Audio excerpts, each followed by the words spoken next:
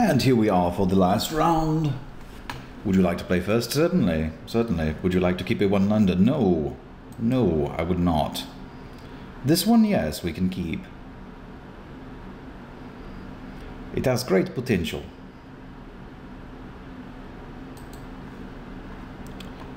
You know what? I'm actually going to keep that because I basically got a free redraw with the Throbbing Inspector. And honestly, this deck probably does have too many 4-drops in it. Well, I don't know that it does. It feels like it. It feels like it after these games. But, like, that's honestly something that is probably something I could work on, right? Is like, just run out the Dragon Master Outcast. Okay. Feeling a little superstitious because you got. So do I want to pop this and look for an answer? That's really efficient on my mana, and I probably don't want to trade 1-for-1 with them. I'm assuming another red deck's aggressive, so we're just going to pop this clue. But like getting superstitious, like, well, I've had mana problems in all of my games, so my mana must be bad. I don't know that that's actually the case. I've already got a nice clean answer for that.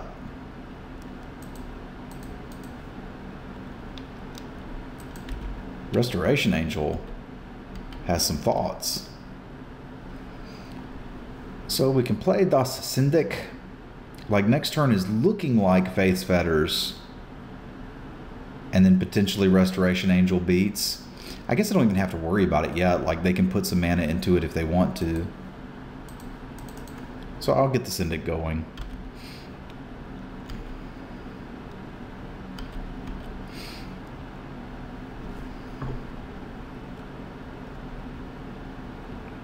Ah, that fun magic card. Are we having fun?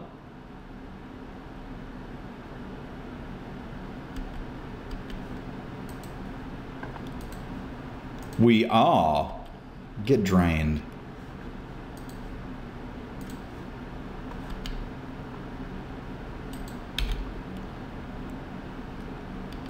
We're gonna get you. Blah, blah, blah, blah, blah, blah.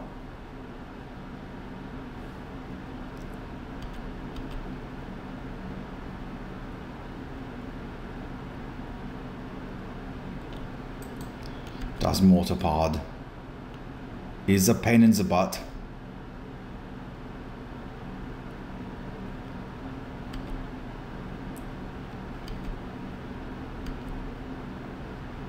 Alright, so they've got the deck I wanted to make. So there's a problem here. If I Faith's Fetters the Hangerback Walker, they're still going to be able to equip this and sack it and do terrible things to us. So I could Faith's Fetters the Mortarpod, and then that's answered. But I think with the Restoration Angel, I can handle these 3 tokens. And I think the Hangerback Walker is going to get out of control.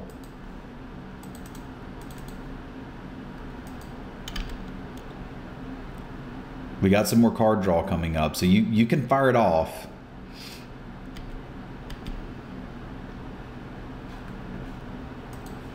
I think we are now also comfortable trading 1-for-1 with our opponent, because the Inspector's going to get blinked here in a minute.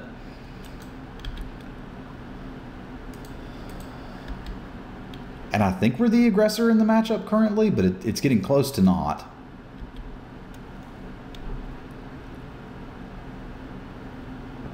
Yep, they got better token stuff than we do. This is almost active.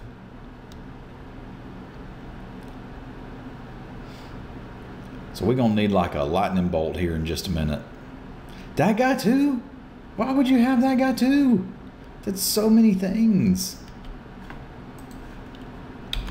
Alright. We have very little hope here. There is some hope that we can get some Restoration Angel value. That's about all the hope we got. Because I think we're about to get Westvale Abbeyed. And see, we got plenty of mana here. So, like, I got to get out of my head when I'm thinking mana screwed 2 games in a row means your mana's bad. It doesn't. It just means that Magic is a game that includes variance.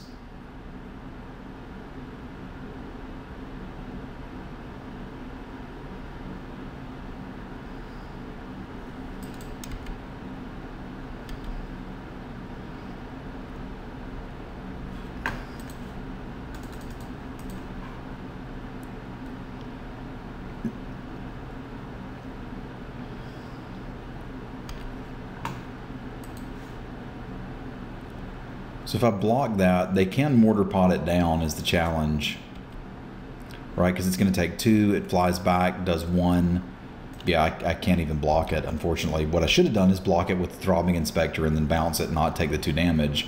But I realized too late that my Restoration Angel was in grave danger. And right now, it's probably how we're winning this game, assuming we're winning this game, which is not, certainly not guaranteed.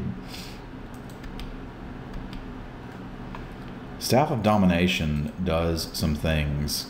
First, I'd like to see what's coming. More mana. Okay.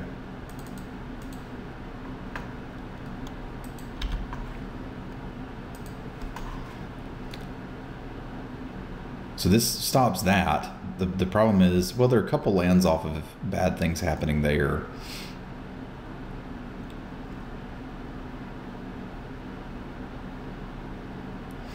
Oh, okay.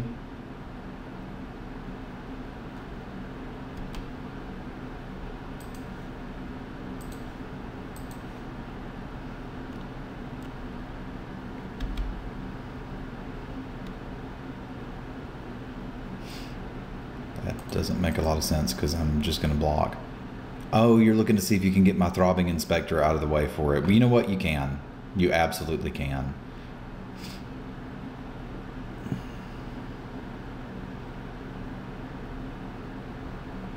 They've got 1,000,000 blocks. And a Shrine of Burning Rage. But we've got the Legion assembled. Yes.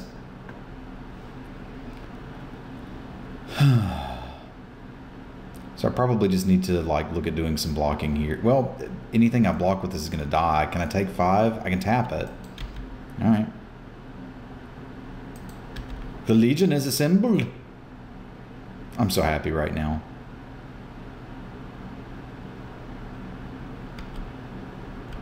Caused that Legion. How much is that to do? 5. So don't have to worry about it here, and we can eventually tap it.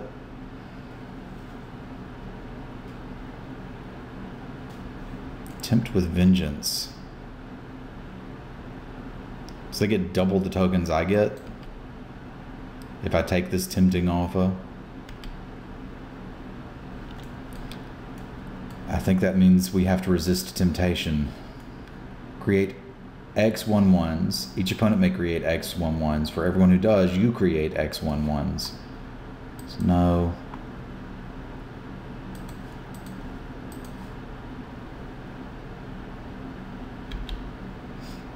I mean, you got some good stuff going on here. I'll give you that. That is a lot of damage. But I made a token too. You see my token? I made it. It's a soldier.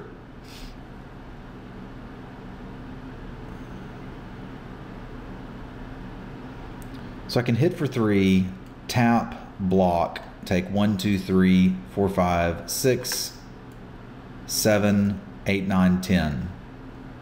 This isn't going to kill them fast enough. It's just not. What if I hit for 4 and then take it all and just tap that? We're looking at 4, 5, 6, 7, 8, 9, 10, 11, 12, 13. That doesn't put me in a position to win next turn, though. We're probably just done. I don't think I win by blocking, though. Because, like, I've got Magma Jet and Lightning Bolt. And if I hit for 4 here, and they're at 6, then I could hit with the Restoration Angel and win with a Bolt. Which I think may be my line. Because, like, this is the last time the Restoration Angel's getting in, presumably. Yeah, because they're probably going to sack this. I guess them not doing it is my way to do it. Is my way to win this game. Is that crazy? Let's walk through that again. So I hit him down to 6. I tap that. How much am I taking? 4, 5, 6, 7 on the attack. 8, 9 here. 10, 11, 12. That's not dead.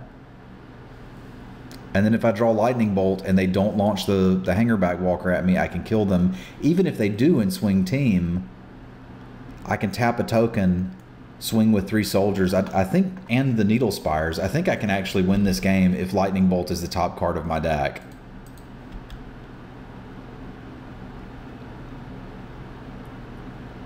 Which makes virtually no sense, but here we are. Because they don't have enough mana to do everything. I still need to draw the Bolt, which we're a long way away from having. Technically, I'll be presenting lethal next turn, so they'll have to have some blockers.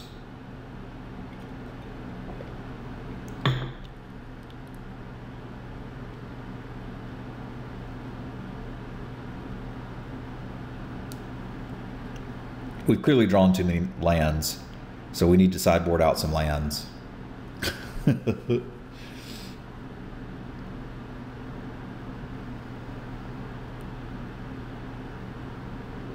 Yeah, I think they've got a little bit better synergies. Like, we have a Mortar Pod, but we didn't get a Tuk-Tuk, and I could have picked one up, but I didn't.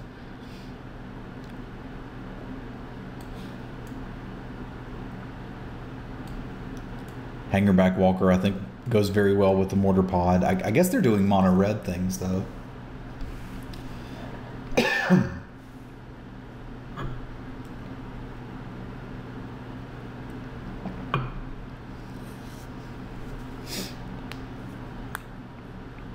Oh, I have not realized something. This gives the ability to the equipped creature. So what I've been scared about, them equipping the Mortar Pod, doesn't actually do anything. Okay, so I don't have to worry about flying blockers. Sorry if you were screaming at your screen.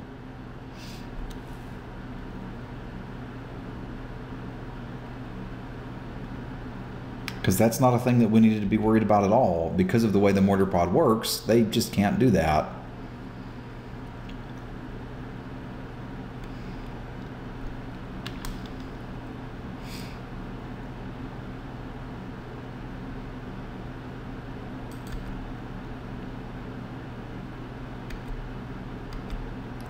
All right, Lando. I don't think that does it, because here they can ping a token, for example, and have a blocker. All right, so let's do the math. If I attack with everything and tap the blocker, they've got basically 2 pings, right? So they can ping off this and a token, meaning we hit for 3, 4, 5, which is noticeably less than this. So can I survive? We tap Tuk-Tuk. We animate this. We block some tokens. Because they're gonna ping the tokens anyway, right? Yeah, this is just killing 2 tokens and getting a blocker. So I may as well let it not kill this, I think. Okay, so you're tapped. We're looking at 4 here. Block, block, block. These, tap Tuk-Tuk, block this guy. We're taking 4, 5, potentially 6, 7. They're just going to move the Mortar Pod. Okay, so I block. Oh, they can't move the Mortar Pod and activate the Shrine. What I'm trying to figure out is, can I attack with the Restoration Angel to prevent lethal next turn? Because I'm going to have 2 blockers and a tap. So, because presumably end of turn they'll ping away 2 blockers, right? I can still animate the Needle Spire, and I can do that when combat is declared so that they can't get me. I don't know if you could see the air quotes, but it was totally there.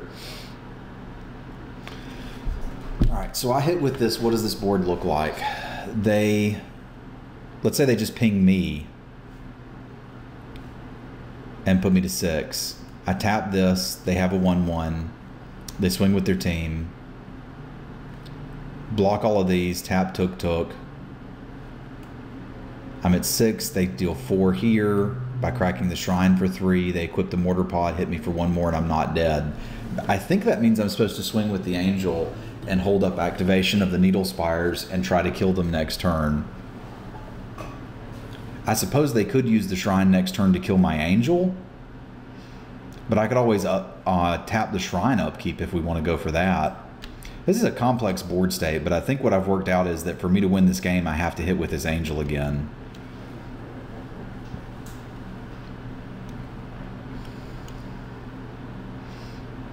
There may even be a scenario where I'm supposed to tap that Shrine of Burning Rage to win. 6, 5, 4. Ugh. Just not knowing what they're going to do with this red cap is making it pretty bad for me. Okay, they're going to kill this. All right. That takes away a lot of the things I was worried about.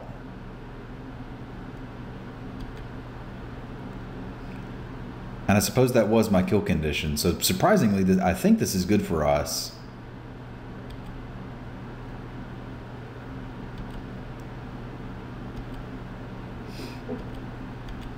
Because we've still got the man land. We've still got the tapper. The bad news is they've been playing a 2-color deck the whole time and just murdering us with one color of land. So, you know, that's not a problem.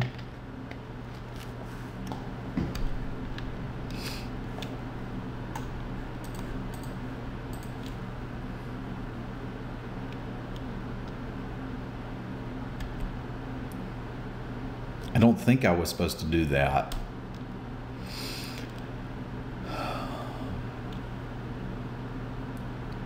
All right, so I don't think I can take this, right? That's 5, 6, 7, 8. So I have to block at least one. They've got Westville Abbey on deck, but I can tap it. If they'd just gone to activate Westville Abbey, I think I was just dead. So I may not have been able to attack Tuk there, but I got away with it. Which I think means I do have to tap one of these. Or block one of these. I'm going to have 3 tokens next turn. Maybe I'm just supposed to block all the stuff.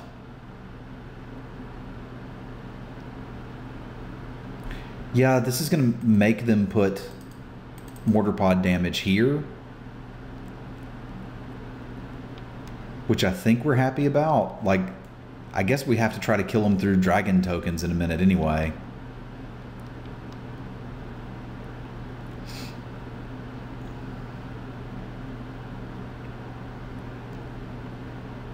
Okay.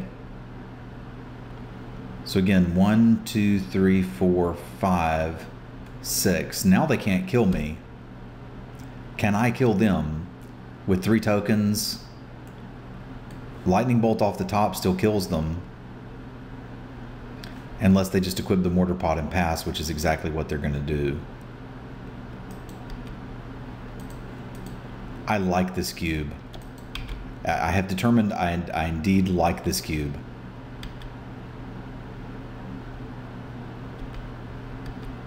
And we weren't running with a land anyway. That's unfortunate. I don't understand why they didn't equip the mortar pod, but...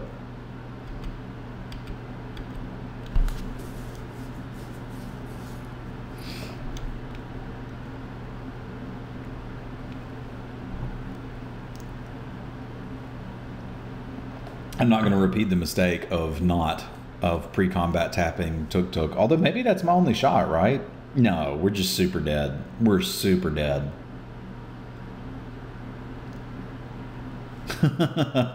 Okay. You got me. But not without tapping that Assemble the Legion. It's tapped. Okay. So we're against kind of a slightly better version of our deck. I don't want to evangelize. I'm kind of thinking Blinding Angel might do a thing. I guess artifact removal is really important in this set. Like, I could see Wildfire being good if we get behind. So maybe I should just be playing that. Like, they've got a lot of the same cards that we do. Tech Edge for Westvale Abbey seems like something I want to.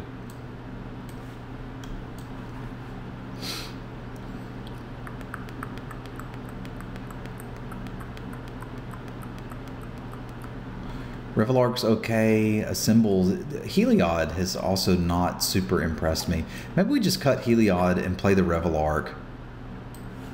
Because, like, Revelark would have been fine there. It can attack, it can block, it can get back some of our stuff.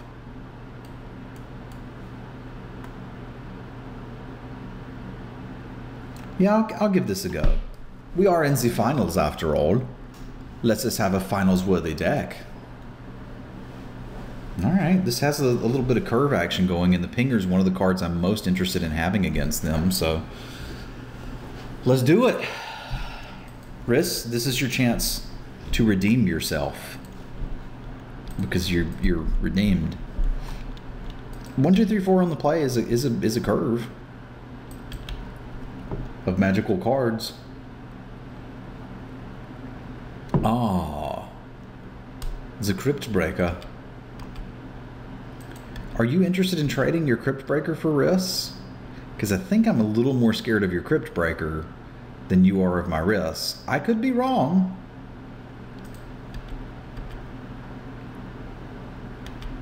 Like, I realize we've eventually got the Stinger to come and get it.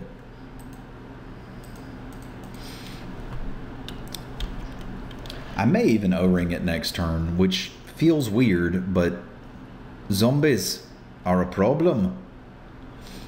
Just O-ring that mortar pod and then just never have to deal with anything again. O-ring the mortar pod, Faith's Fetters the mortar pod.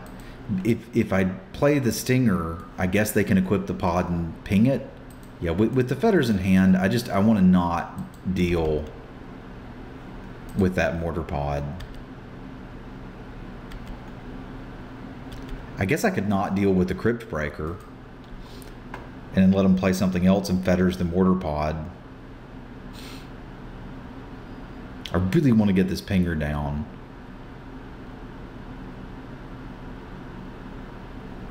Yeah, I'm going to have the Crypt Breaker.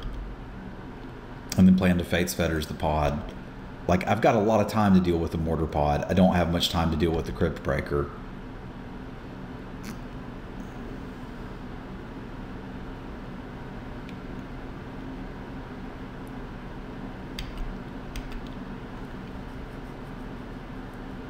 Oddly, FTKing that doesn't seem particularly good.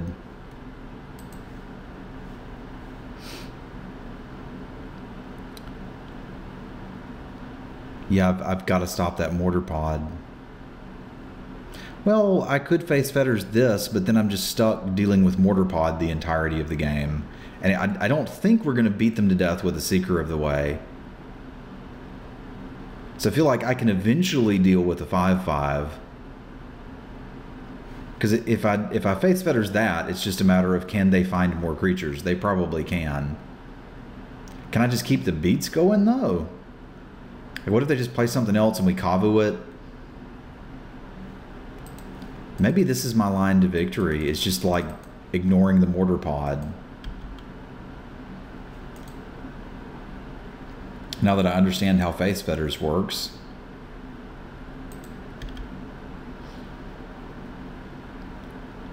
I mean, we're seeking that way. I'm just not convinced that you can go all the way with this guy.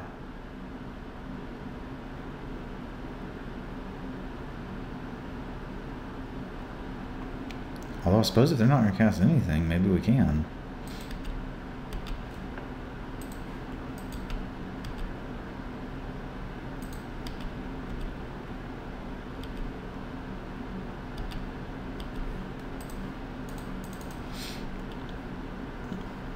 The dangerous part here is they could play creature, equip the mortar pod, and just trade it for this dude. But if they play something like ideally they play a 5-mana 4/4, that'd be great. That's not what I wanted. Incendiary Command for everybody is really bad. That's kind of the opposite of what I wanted. I mean, we get to handle Tuk Tuk, but I don't like it.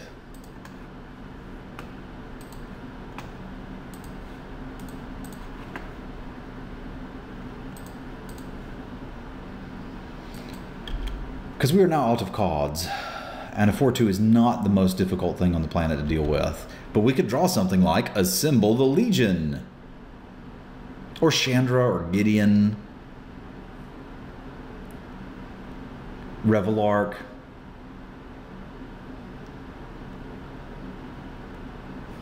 Yeah, maybe Incendiary Command was just better than I thought it was. Pyroclasm, 4 to the face, cycle your hands. Well, that was rather dark.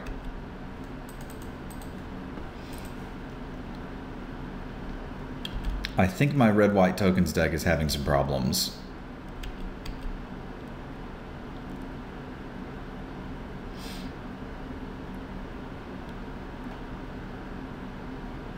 But I have decided that I officially like this cube.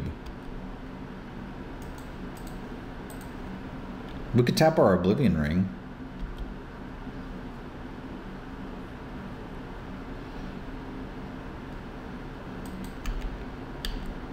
We could draw land.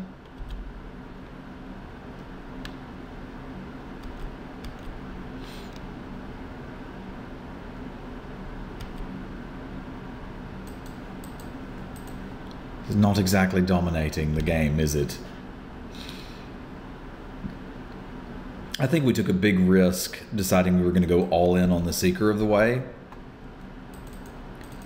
This may be too late, but we'll give it a shot. If they're holding nothing, that will eventually get there.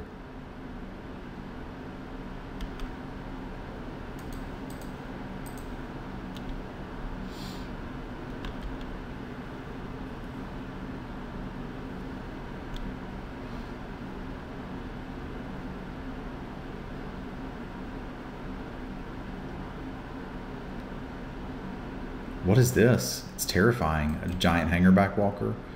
Okay, we can kind of tap that forever. Tech Edge, I suppose we leave in hand? It doesn't super matter. I can't tap that offensively currently, so here we are. They will eventually tap that and make tokens with it. Like every time we tap it, they'll tap it in response. So it's not really great solutions here.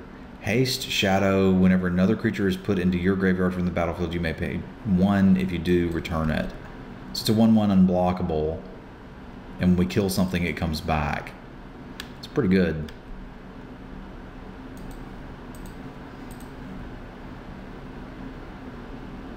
Well, they didn't do the thing.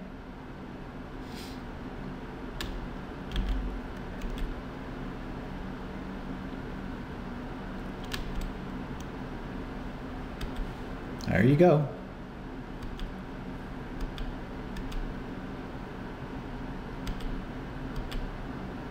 Temporal isolation, you say. So how do I win? I probably don't. If I were able to win, what would that look like?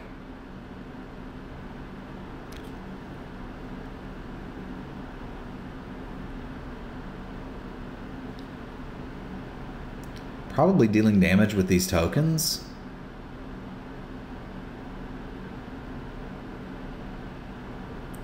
I think because they're at 11, we're looking at taking, like they could pop this and block, that'd actually be fine for us. And we're looking at 3 turns.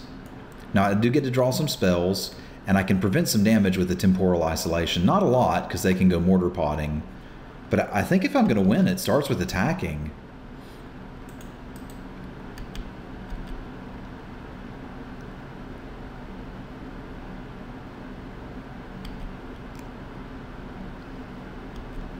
Like if our opponent's scared of 1/1 tokens, that's almost as good as blocking, because they could have gotten more work out of that. All right, at 9, I'm not 100% sure we got this, but we can certainly do something.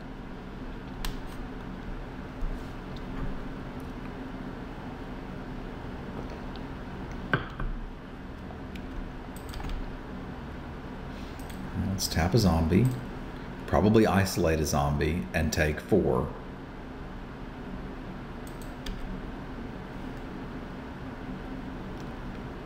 Here, have another shadow creature. Shadow zombie.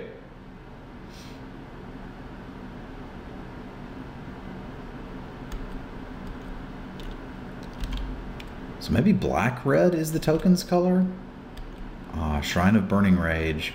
I'm going to prioritize artifact removal the next time I draft this, which I think will be today on stream.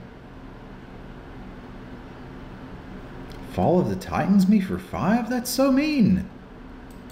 And blows up a token? Can I still win with the bolt off the top? I don't think so. Alright, am I just dead?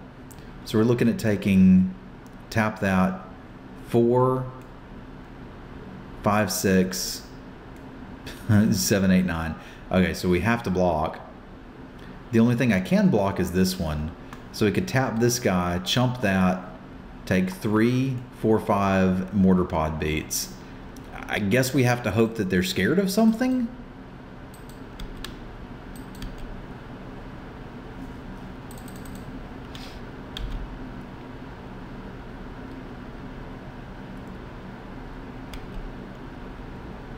Because I'm exceptionally dead here. It's a shame that these past few games we've had have made Assemble the Legion look so bad, because it's actually quite a strong card. This has just not been a good matchup for it, I suppose. If you're behind when you play it, it's pretty bad. Although sometimes it can catch you up.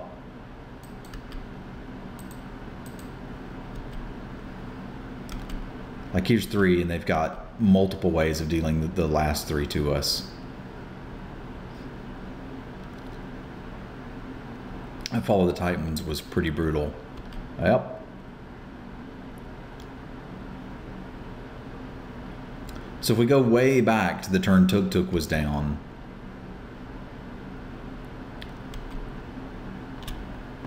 and instead try to interact with that mortar pod, which is what I thought was going to kill us, I think we have a better shot that game. I probably just got too aggressive with that Seeker of the Way, because like it's not here in this particular build to try to be aggressive and close out a game, although there are, I suppose, draws where it could do that. We didn't have one of them. We were trying to be defensive. So I think I was supposed to play that a little differently. Either way, this cube is awesome. I like it. I'm going to be playing some more. Thank you for tuning in here on Seems Good Magic. Sorry we got our face kicked in, but sometimes that happens in Magic. Sometimes you have bad draws. Sometimes you draft in a new cube and don't really know what the mechanics are. But Magic is always fun. I am pro variance. I had a conversation recently with Kelsey about variance in Magic, because sometimes this was not one of those cases, but sometimes I have a great deck and lose to variance as opposed to poor gameplay or poor draft decisions or something like that. I don't know that that was the case here. I don't think it's even close to it, but that doesn't frustrate me because I like the variance. It allows me, even when I have a bad deck or I don't know what I'm doing, to sometimes beat a better player. Like if I wanted a game with absolute 0 variance, I'd probably go play chess. But that's not what I'm interested in. I like the excitement of variance. So I think Magic is one of the best games that has ever been.